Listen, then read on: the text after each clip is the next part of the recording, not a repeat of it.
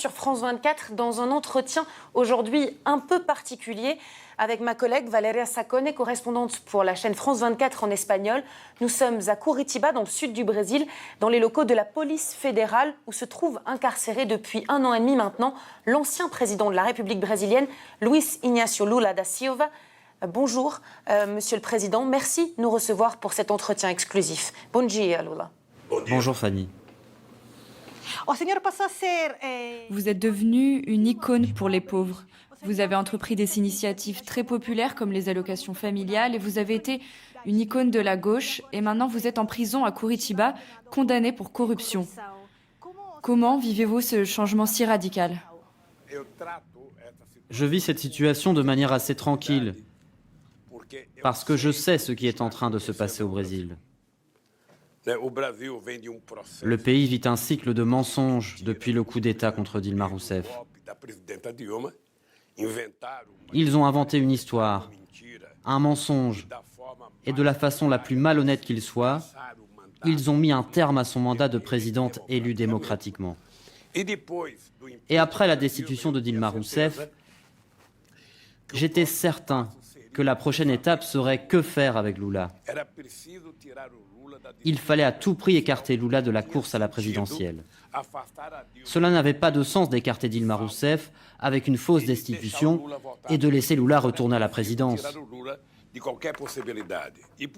Donc il fallait empêcher Lula de toute possibilité d'être élu. Donc ils ont inventé des tas de mensonges, des contre-vérités, et ils ont commencé à utiliser la police fédérale, le parquet, le pouvoir judiciaire en première et seconde instance pour accuser Lula.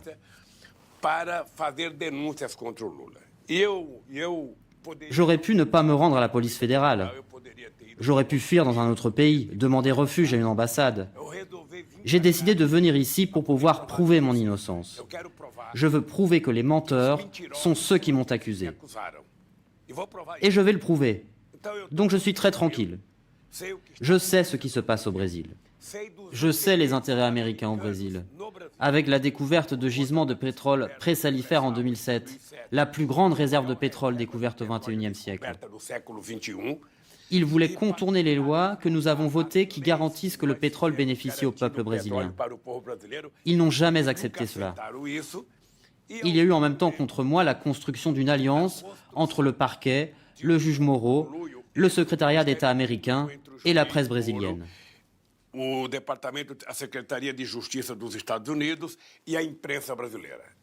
C'est cet ensemble de choses qui se sont passées au Brésil qui me font rester tranquille. Je vais prouver que les voleurs sont ceux qui m'ont emprisonné. Vous avez toujours clamé votre innocence, affirmant que vous étiez victime de mensonges, d'un montage, comme vous l'avez dit. Cependant, les cas de corruption à grande échelle qui ont impliqué Petrobras et d'autres grandes entreprises ont bien existé. Comment le président d'un pays comme le Brésil pouvait ignorer ce qui se passait?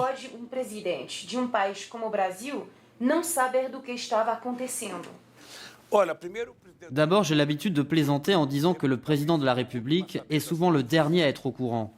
Parce que ceux qui pratiquent la corruption le font en silence. Ils ne veulent pas faire la une de la presse. Ce ne sont pas toujours les dirigeants des entreprises, mais ceux qui sont à des niveaux inférieurs. La Petrobras est une entreprise qui a une gouvernance très développée, avec un conseil dirigé par la société civile. Ceux qui se sont rendus coupables de corruption, si c'est vraiment le cas, travaillaient dans l'entreprise depuis plus de 30 ans. C'étaient des fonctionnaires recrutés sur concours pour leurs qualifications techniques.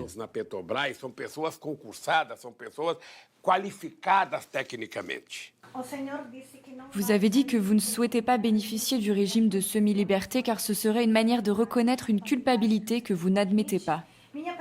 Vous pensez que vous allez bientôt pouvoir être innocenté? Par quelle voie juridique? Je ne veux pas de remise de peine. Je veux être innocenté. Le mot correct est innocence. Ou les canailles qui m'ont condamné prouvent que j'ai commis un crime, parce que j'ai déjà prouvé que je n'en ai pas commis, ou ils me libèrent et demandent pardon au peuple brésilien. Ou ils vont trouver une autre solution. Parce qu'effectivement, je veux sortir d'ici la tête haute, comme j'y suis entré. Mais vous pensiez rester en prison aussi longtemps? Non, j'avoue que quand je suis arrivé ici, j'avais l'espoir qu'une décision serait votée et me libère rapidement.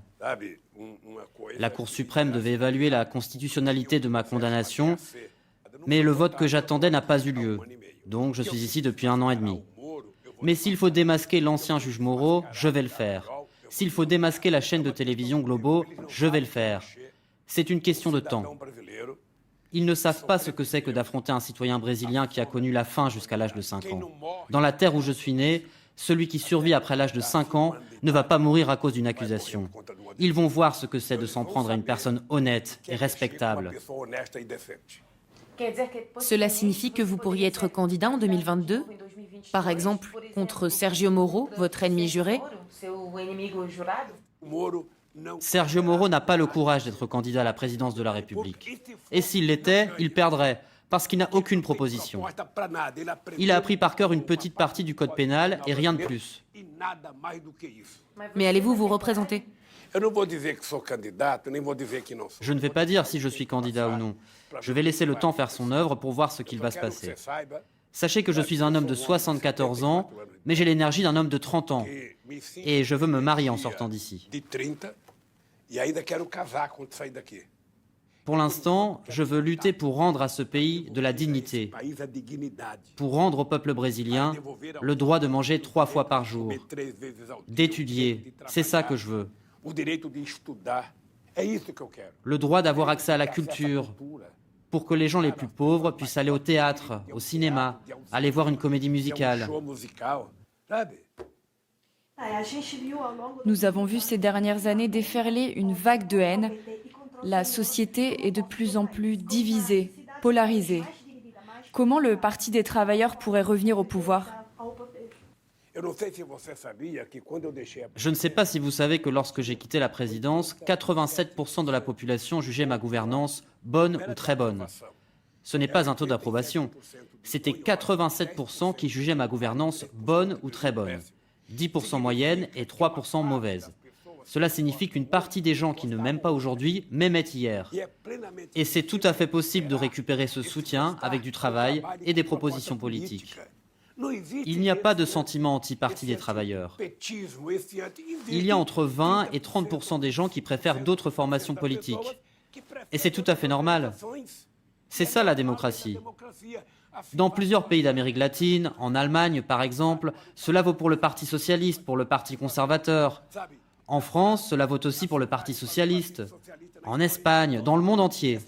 Cela se passe toujours comme ça. Nous arrivons à la fin de l'entretien et je ne veux pas partir d'ici sans vous poser une question sur l'Amazonie. Comment gérer l'avenir de l'Amazonie? Quel est l'équilibre entre le développement des populations déjà installées là-bas et la préservation d'une forêt très importante pour la régulation du climat au niveau mondial? Nous avons probablement mené la politique la plus protectrice de l'environnement.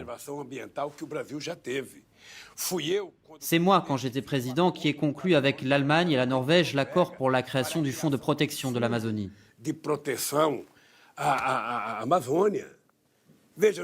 Nous devons comprendre que l'Amazonie brésilienne est un territoire souverain, mais que le Brésil doit être conscient que la biodiversité amazonienne intéresse l'ensemble de la planète.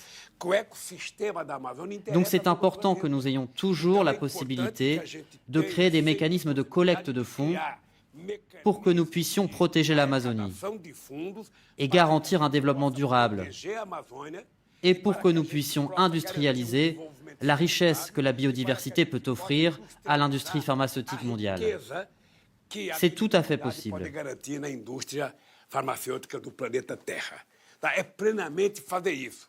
Ce qui se passe, c'est que l'on vit un moment de folie de la part d'un gouvernement qui n'attache aucune importance à la protection de l'environnement.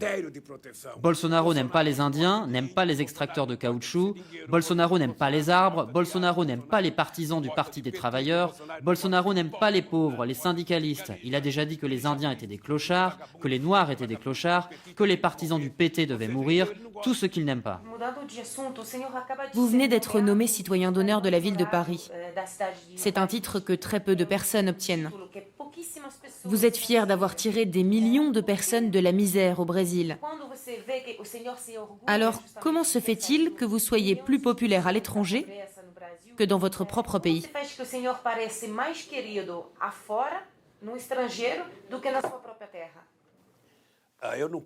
Je ne peux pas me plaindre car je suis très apprécié au Brésil. D'abord, je veux remercier la population parisienne, les conseillers de la ville de Paris et la chère mère Anne Hidalgo pour le prix que j'ai reçu. Cela m'a fait très plaisir.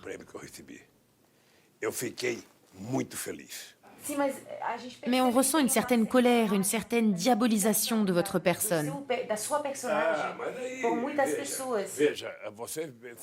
Cela ne veut pas dire que j'ai tort. Certaines personnes qui me diabolisent peuvent avoir tort.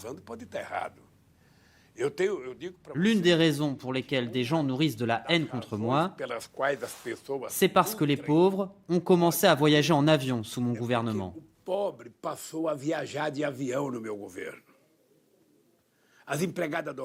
Les employés domestiques ont commencé à acheter et utiliser le même parfum que leur patronne mettait pour aller dîner. Les employés de maison, les jardiniers, ont commencé à pouvoir acheter des voitures. Les gens ont commencé à avoir des droits. Et on dirait que cela a dérangé une partie de la classe moyenne. Pas seulement au Brésil, mais dans le monde entier, qui n'accepte pas qu'il y ait de l'inclusion sociale.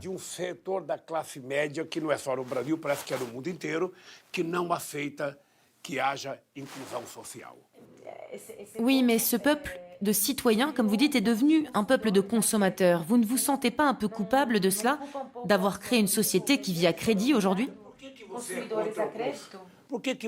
Pourquoi êtes-vous contre la consommation? Je veux juste que le peuple ait chez lui ce que vous avez chez vous. Ce n'est pas être consommateur, c'est avoir des droits. J'ai le droit de travailler, j'ai le droit de m'habiller, d'avoir un logement, d'entrer à l'université, d'avoir accès à un portable, à un ordinateur, de prendre un repas le midi. Ce n'est pas le caprice de quelqu'un qui veut accumuler. Les gens n'accumulent pas, ils survivent. Je propose la chose suivante, que le peuple brésilien puisse consommer ce qu'il produit, qu'il puisse acheter ce dont il a besoin et qu'il puisse vivre dignement. Parce que sans consommation, il n'y a pas de société. Aquilo que ele precisa e que possa viver dignamente, porque sem consumo você não tem sociedade. Quelle est la principale leçon que vous allez retirer de cette expérience quand vous sortirez d'ici? Laissez-moi d'abord sortir d'ici pour en tirer une leçon. Pour l'instant, je suis en train d'apprendre. Muito obrigado, Senhor Presidente. Merci, Luiz Inácio Lula da Silva, de nous avoir reçus pour cet entretien exclusif. Merci à vous de nous avoir suivis et restez connectés sur France 24.